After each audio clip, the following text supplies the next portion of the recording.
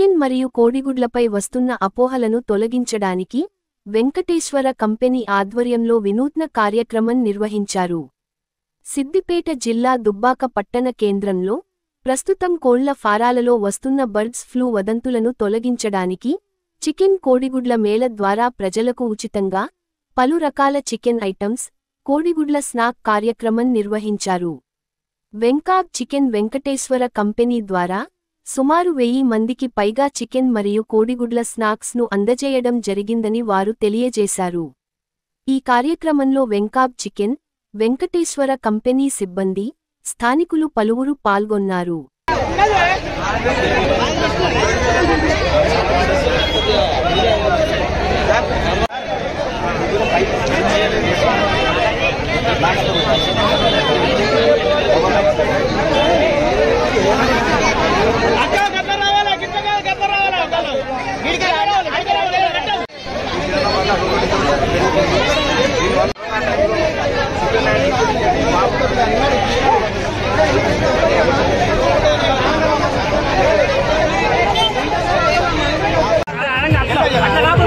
వెంకప్ company నుంచి వచ్చిన ప్రతినిధిని.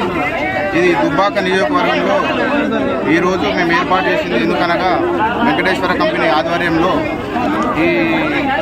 ఈ సోషల్ మీడియా ఒక 15 డేస్ నుంచి సోషల్ మీడియాలో వస్తున్న వదంతుల వల్ల ప్రజలు తినడానికి బట్టలు అని భయపడుతున్నారు.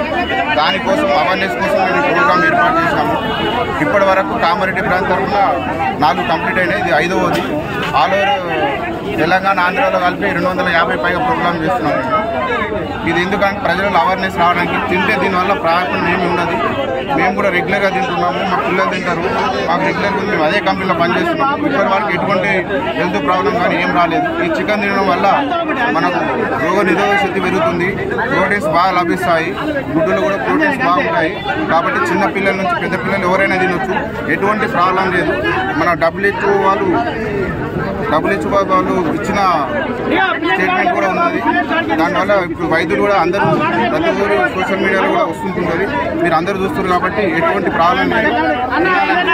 ఎవరైతే ఉన్నారో గత సీఎం గారు ఎవరైతే ఉన్నారో సీఎం కేసీఆర్ గారు కరోనా టైంలో కూడా ఇదే తినాలని సూచించినప్పుడు పబ్లిక్ కూడా చాలా ఇంట్రెస్ట్గా తీసుకొని ప్రోటీన్, రోగ నిరోధక శక్తి కోసం రెగ్యులర్గా ఇదే తినడం జరిగింది.